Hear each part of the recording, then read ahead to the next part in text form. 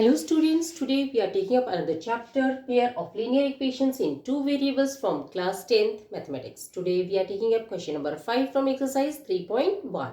So let's see what it is. Half the perimeter of a rectangular garden whose length is 4 meters more than its width is 36 meters. Perimeter है एक rectangular garden का, उसका आधा है जिसकी की जो लेंथ है दैट इज 4, जो 4 मीटर उसकी विड्थ से ज्यादा है, 36 मीटर्स है. Find the dimensions of the garden. हमें इस गार्डन के या बगीचे के जो डायमेंशंस है यानी कि लेंथ और ब्रेड्थ है वो पता करनी है. सो हम किस तरह से स्टार्ट करेंगे.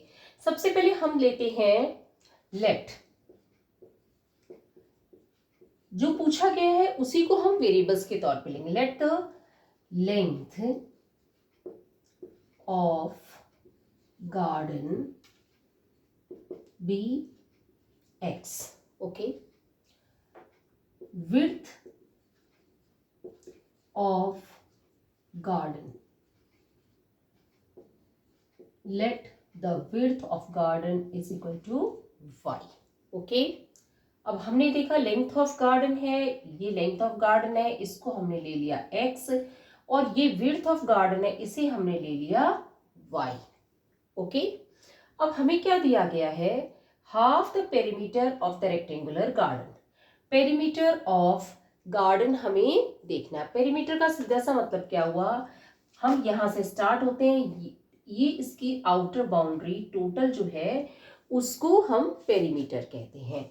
तो हमें दिया गया half the perimeter of the rectangular garden. तो सबसे पहले हम जो देखते हैं वो देखते हैं कि पेरीमीटर ऑफ रेक्टेंगुलर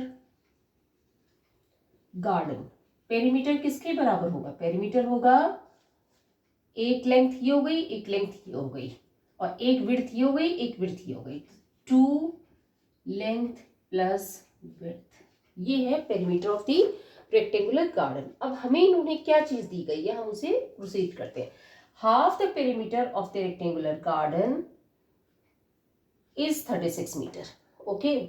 तो हाफ द पेरीमीटर, पेरीमीटर पूरा जो है वो ये होगा half the perimeter. Half the perimeter का मतलब है ये पेरीमीटर ये है तो इसका आधा, 2l plus b is equal to 36 metres. ये हमें दिया गया है. अब हम इसे थोड़ा सा सॉल्व कर लेते हैं. ये 2 और ये 2 कैंसिल हो जाएगा. ओके. हमारे पास क्या आ गया, length plus width is equal to 36 metres. Okay. ये हमें दिया गया. हमें पता लेंथ हमने क्या लिए, x लिए, तो हम क्या पुट कर देंगे x. विड्थ क्या है हमारी y. This is equal to 36 metres. ये हमारी एक इक्वेशन हो गई है. अब सेकेंड हमें क्या दिया गया है, length is 4 more then it's width.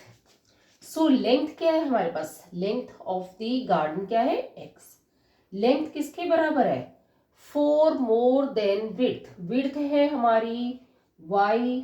4 मोर का मतलब है हम 4 को ऐड कर देंगे, तो x इज इक्वल टू, यानी कि length of garden is equal to width of garden plus 4, क्योंकि length is 4 more than width. ये हमारी हो गई इक्वेशन सेकेंड. ओके. अब हमें इन दोनों इक्वेशंस को बेसिकली हम 3 तरीकों से सॉल्व कर सकते हैं. एक तो है ग्राफिकल मेथड जिससे हम इसे सॉल्व कर सकते हैं, दूसरा है हमारे पास सब्स्टिट्यूशन मेथड, और तीसरा जो है हमारे पास वो है एलिमिनेशन मेथड. हम तीनों मेथड से इसको सॉल्व कर सकते हैं. अगर इसमें स्पेसिफाइड दिया हुआ हो कि हमें ये मेथड काम में लेना तो ही हम वो मेथड काम में लेंगे. चूंकि ये कहते हैं हम करते आ रहे हैं अभी, तो ग्राफिकल मेथड से हम इसे सबसे पहले देखते हैं. हमने इसमें क्या करना है, हमने इसमें 2 टेबल्स बनानी है. ओके. 2 टेबल्स किसके लिए बनानी, पहली इसके लिए बनानी है. इसके लिए हमारी जो फर्स्ट टेबल होगी वो इस तरह से बन जाएगी. ओके. ये हमारे पास फर्स्ट टेबल बन गई. ओके. अब इसमें हमें क्या x की वैल्यू पुट करनी है और y की वैल्यू निकालनी है. ये हमारा x है और ये हमारा y है. ओके. अब हमें कैसे पुट करेंगे, हम देखिए x प्लस वाई, मैं यहाँ पे रफ में आपको करके बता देती हूँ. इसको यहाँ ले लेते हैं अपन. x plus y is equal to 36। तो सपोज मैंने x की वैल्यू 0 ले ली प्लस y, x की वैल्यू मैंने 0 ली, इस तरह से आ जाएगा x plus y is equal to 36। Okay, अब y की वैल्यू हमारे पास क्या आ गई, 36 आ गई। तो y की वैल्यू मेरी आ गई यहाँ पे 36। ओके, नेक्स्ट टाइम मैं क्या करूंगी, नेक्स्ट टाइम मैं ले रही हूँ y की वैल्यू को 0 ले लेती हूँ। सपोज मैंने y की वैल्यू को 0 लिया, तो ये जो सेम एक्सरसाइज इसका क्या हो जाएगा, x plus 0 is equal to 36। Okay, तो हमारी जो x की वैल्यू क्या आ जाएगी, x की वैल्यू आ जाएगी हमारी 36। ओके, क्योंकि x plus y is equal to 36 था और मैंने y की वैल्यू अगर 0 ले ली है तो x की वैल्यू 36 आ जाएगी। ये हमारे पास बहुत सिंपल वे में हमारे पास आ गए हैं। नाउ अब हम जो ये दूसरी है इक्वेशन, ये इसके हम ग्राफ को, ये तो पहले का हो गया, अब दूसरी के लिए हम यहाँ पे बनाना शुरू करते हैं इस तरीके से। ओके,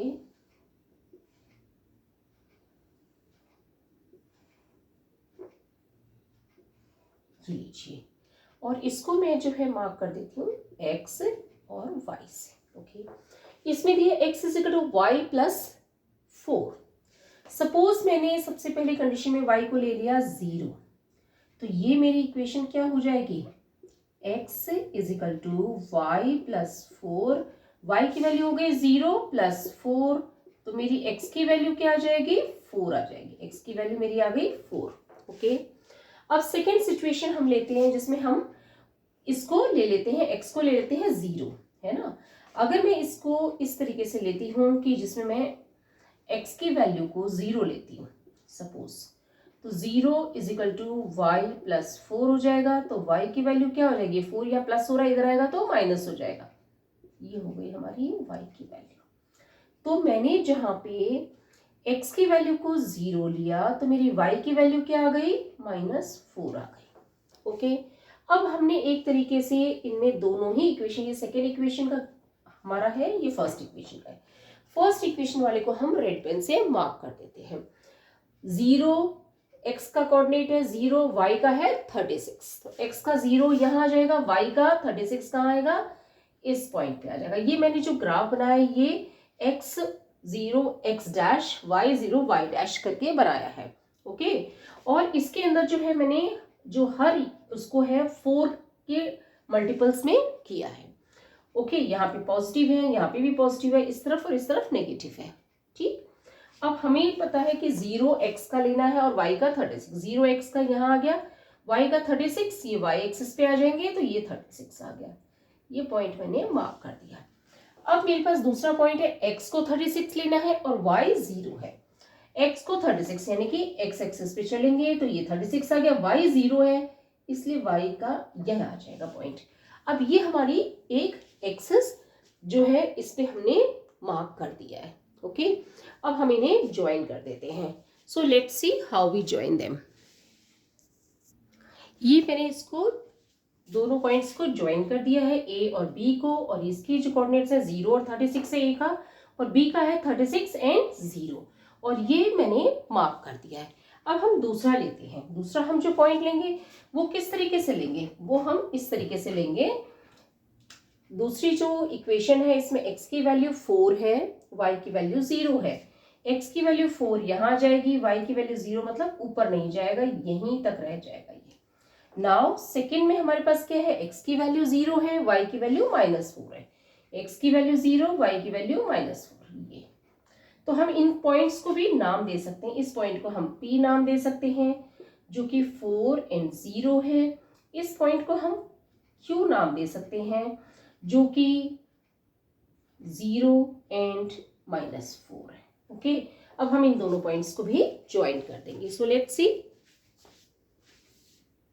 अब हमने इन दोनों पॉइंट्स को P और Q को ज्वाइन कर दिया है, और इसे हम क्या नाम दे देंगे, इसे हम नाम दे देंगे x is equal to y plus 4। इस इक्वेशन का ये हमने दोनों पॉइंट्स निकाले P एंड Q और हमने ज्वाइन कर दिया है। तो ये दोनों लाइंस कहाँ पे इंटरसेक्ट हो रही हैं, ये एक सिंगल पॉइंट पे यहाँ इंटरसेक्ट हो रही हैं, और ये जो सिंगल पॉइंट है ये वाला पॉइंट जहाँ ये दोनों लाइंस इंटरसेक्ट हो रही हैं, इसमें x एक्सिस पे 20 और y एक्सिस पे हमारे पास 16।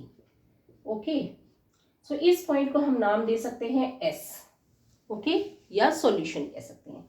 तो इसका जो सॉल्यूशन हम निकालेंगे तो हमारे पास सॉल्यूशन में क्या आ जाएगा, हमारे पास सॉल्यूशन में आ जाएगा length x is equal to 20 metres और विड्थ हमारी क्या आ जाएगी, y is equal to 16 metres. Okay, तो अब हम देख रहे हैं कि हमारा जो सॉल्यूशन है ग्राफिकली हम इस तरीके से निकाल सकते हैं। दोनों ही इक्वेशंस को हम ग्राफ पे प्लॉट करेंगे, उनको ज्वाइन करेंगे और उसमें जो कॉमन आएगा पॉइंट, उस कॉमन पॉइंट ही हमारा सॉल्यूशन होगा। जैसे कि यहाँ पे 20, 16 है, जो कॉमन पॉइंट आया है दोनों का, वही हमारा सॉल्यूशन है।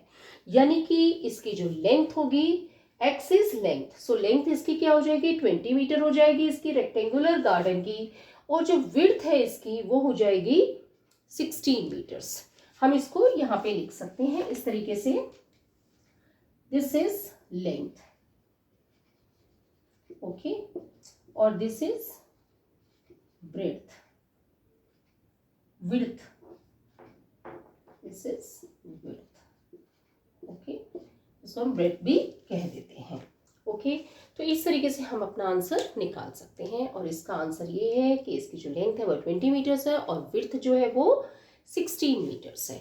I hope I try to explain it in detail. आपको कुछ चीज़ नहीं समझे तो कमेंट बॉक्स से लेके पूछ सकते हैं। Will be continuing in the next class. Thank you.